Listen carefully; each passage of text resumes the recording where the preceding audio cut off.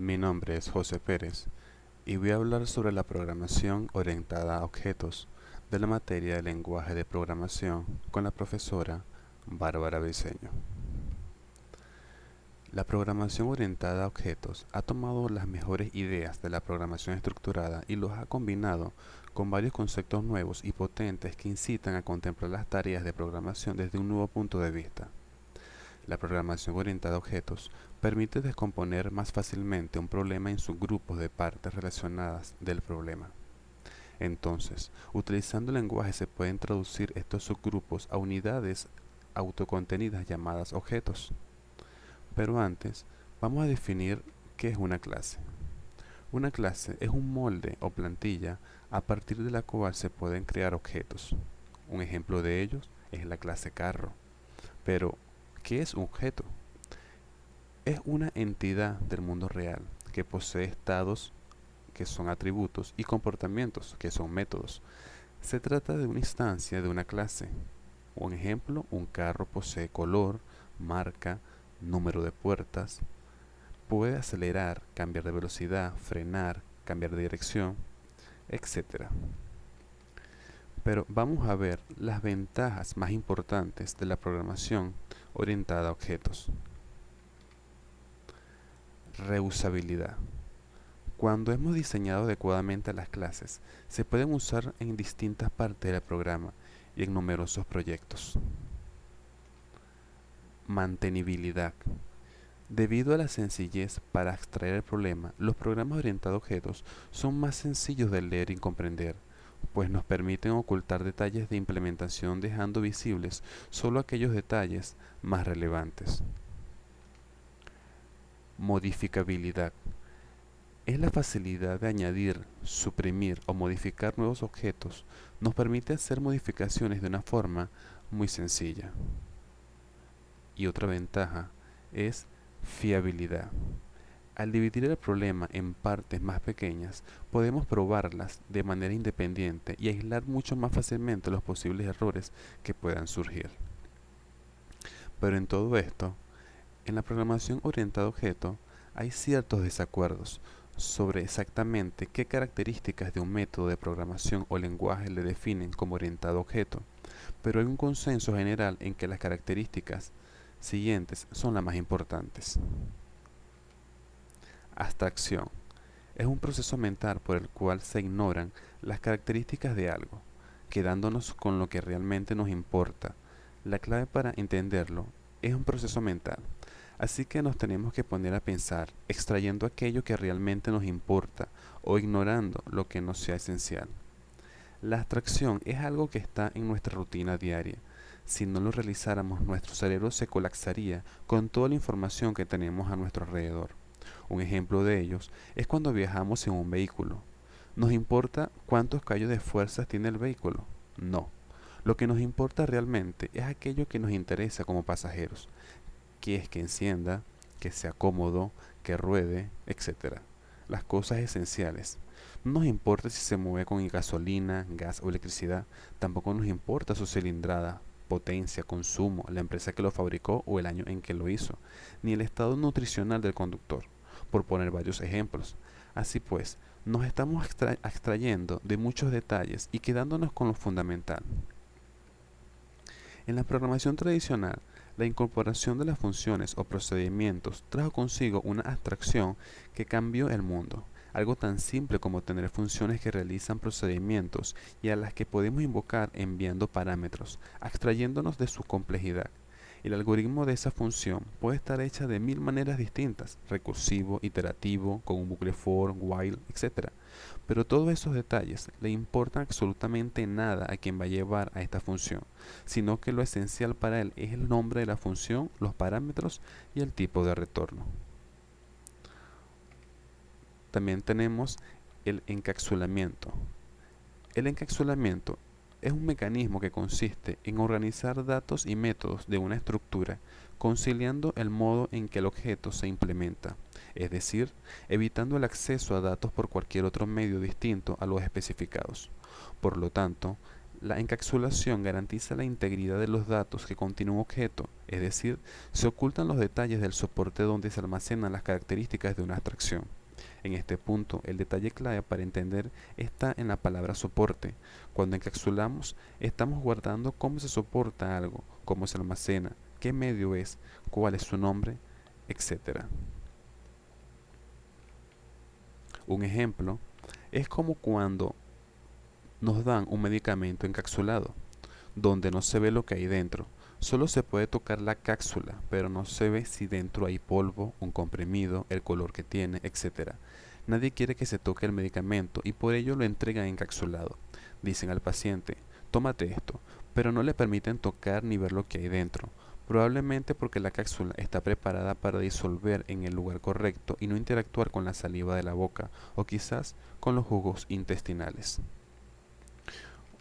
Otro ejemplo claro puede ser cuando compras una computadora y te la dan encapsulada para que no la abras. De una computadora no tocas lo que hay dentro, solo tocas aquello que quieren que toques, como el teclado, ratón, botón de encendido y apagado, cornetas, etc. Por lo tanto, la encapsulación define los niveles de acceso para elementos de esa clase. Estos niveles de acceso definen los derechos de acceso para los datos, permitiéndonos el acceso a datos a través de un método de esa clase en particular. Desde una clase heredada o incluso desde cualquier otra clase existen tres niveles de acceso. Público, funciones de toda clase pueden acceder a los datos o métodos de una clase que se define con el nivel de acceso público. Este es el nivel de protección de datos más bajo. Luego nos sigue el protegido. El acceso a los datos está restringido a las funciones de clases heredadas, es decir, las funciones miembros de esa clase y todas las subclases. Y privado.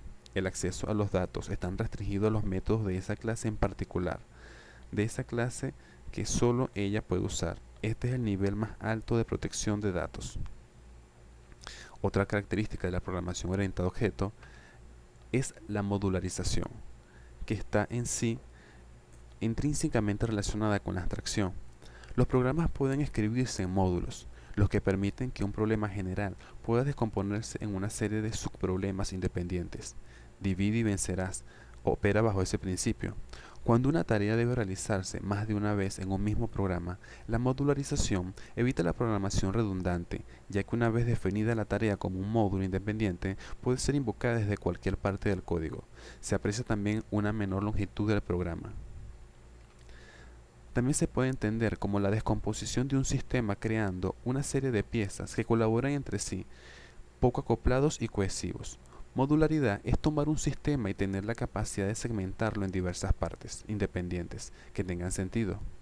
Otra ventaja de importancia es la claridad que resulta la descomposición de un programa en módulos, concisos e independientes, representando cada uno de estos una parte bien definida del problema en su conjunto, permitiendo escribir y depurar el código más fácil.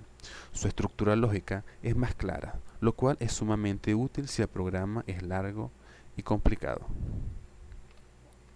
Por ejemplo, en una universidad, si le ocurre algo al rector, no es motivo para que la universidad deje de funcionar. Probablemente los profesores no se estén enterando que el rector ha fallecido o que esté enfermo y sigan dando la clase sin ningún tipo de interrupción. Eso es porque el rector está poco acoplado con otras piezas de una universidad. Los mejores sistemas son poco acoplados porque permiten hacer cambios en las piezas sin que estos repercutan en realizar cambios en otras partes del sistema. Pero podrán haber sistemas más acoplados y menos acoplados, porque acoplamiento siempre va a existir. Si tenemos una pieza que no tiene ningún acoplamiento con ninguna otra del sistema, probablemente es que forma parte de otro sistema. Un ejemplo de ellos es el cabello. No tiene ningún acoplamiento con otras piezas del sistema respiratorio, y eso es porque no forma parte del sistema respiratorio. En resumen, si una pieza no colabora con nadie, simplemente se debe a que no forma parte de ese sistema y por tanto se debe comprender que hay que reducir los acoplamientos y no anularlos. En términos de programación, un módulo cohesivo se ve cuando se puede explicar atendiendo a su propio código. Si al explicarlo se tiene que hablar de código que está disperso por otros lugares, otras estructuras guardadas en variables ajenas al módulo, entonces no es cohesivo. Si se obtiene un código de un módulo, una función, un procedimiento, clase, etc., y se entiende sin repercutir a otras partes del proyecto, entonces es cohesivo. La modularización va de la mano con la abstracción y la encapsulación, puesto que estos conceptos representan las herramientas necesarias para hacer módulos cohesivos y poco acoplados. Encapsular reduce los acoplamientos, porque los cambios en las cosas de dentro de un módulo no afectan el resto de los módulos del sistema. La modularidad va de la mano de la abstracción. Si se entiende una pieza por sí misma, normalmente es que es una buena abstracción. Nos centramos en las características esenciales de algo, no es un conglomerado de cosas sin conexión o sin sentido. Por tanto, la abstracción correcta permite entender las piezas por sí misma y, por tanto, disponer de módulos cohesivos. Otra característica de la programación orientada a objetos es la herencia, que es una propiedad que permite que los objetos sean creados a partir de otros ya existentes, obteniendo características, métodos y atributos similares a los ya existentes. Es la relación entre una clase general y otra clase más específica. Es un mecanismo que nos permite crear clases derivadas a partir de clase base. Nos permite compartir automáticamente métodos y datos entre clase, subclase y objetos. El polimorfismo. En programación orientada a objetos, se denomina polimorfismo a la capacidad que tienen los objetos de una clase de responder al mismo mensaje o evento en función de los parámetros utilizados durante su invocación. Un objeto polimórfico es una entidad que puede contener valores de diferentes tipos durante la ejecución del programa.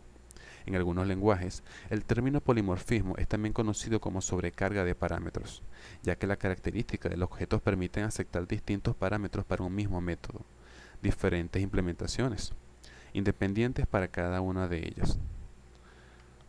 Como ejemplo, supongamos que tenemos la clase estacionamiento.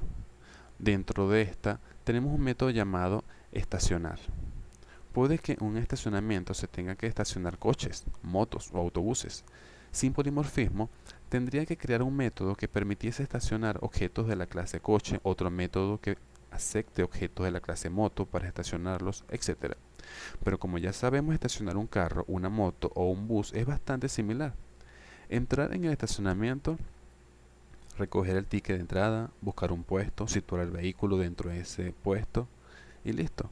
Lo ideal sería que nuestro método nos permita recibir todo tipo de vehículos para estacionarlos. Primero por reutilización del código, ya que es muy parecido estacionar uno u otro vehículo, pero además porque así, si mañana el mercado trae otro tipo de vehículo, como una van, todoterreno híbrido o una nave espacial, el software sea capaz de aceptarlos sin tener que modificar la clase estacionamiento. Gracias al polimorfismo, cuando se declara la función estacionar, se puede asegurar que recibe como parámetro un objeto de la clase vehículo, y el compilador aceptará no solamente vehículos genéricos, sino todos aquellos objetos que se hayan creado que hereden de la clase vehículo, es decir, carros, motos, buses, etc. Esa relajación del sistema de tipos para aceptar una gama de objetos diferentes es a lo que se le llama polimorfismo. Otra característica de la programación orientada a objetos es la jerarquización. Es la estructuración por niveles de los módulos o elementos que forman parte de un sistema. Es la forma de organizar los módulos, existiendo jerarquías de todo tipo y con diversos grados de dependencia, responsabilidad, incumbencia, composición, entre otros. La jerarquización con respecto a la herencia es el nivel de flujo de información de herencia que se presenta en alguna eventualidad donde se involucran objetos que, por ser comunes y diferentes, obtienen más datos de otros objetos y así usarlos o generar nuevos datos específicos. En programación jerárquicas hay por todos lados. La jerarquía la podemos ver en lo más mínimo de la programación. Algo tan simple como una simple ecuación donde se suma, multiplica. Vemos que la jerarquía donde nos dice que primero se suma y luego se multiplica, las cuales esta ecuación podría descomponerse entre otras jerarquías. Las funciones que llaman a otras y estas que llaman a otras forman en sí una jerarquía. Los programadores usamos esa jerarquía de funciones para descomponer nuestro código y dominarlo, en lugar de nadar entre cientos de líneas de código que se hacen difíciles de manejar. En programación orientada a objetos, las jerarquías las forman las clases, las cuales unas se apoyan en otras para llevar a cabo las tareas, ya sea mediante herencia o composición. Y como conclusión de la programación orientada a objetos, podemos decir que los conceptos que se han visto en esta presentación son fundamentales y están relacionados. La abstracción y la encapsulación están relacionadas porque la encapsulación oculta los detalles de una abstracción. Están relacionados con la modularidad porque para ser poco acoplados tienen que encapsular y para ser cohesivos deben ser buenas abstracciones. La jerarquía está relacionada con los módulos, ya que estos deben estar organizados por niveles, con algún tipo de jerarquía, ya sea de composición, clasificación o alguna otra. Los cuatro conceptos son fundamentales y por ello será imprescindible volver muchas veces a ellos al explicar la programación orientada a objetos. Son esenciales para que cualquier código sea entendible, se pueda cambiar, se pueda ampliar, se pueda adaptar a otra plataforma para aumentar su reutilización. Mi nombre es José Pérez.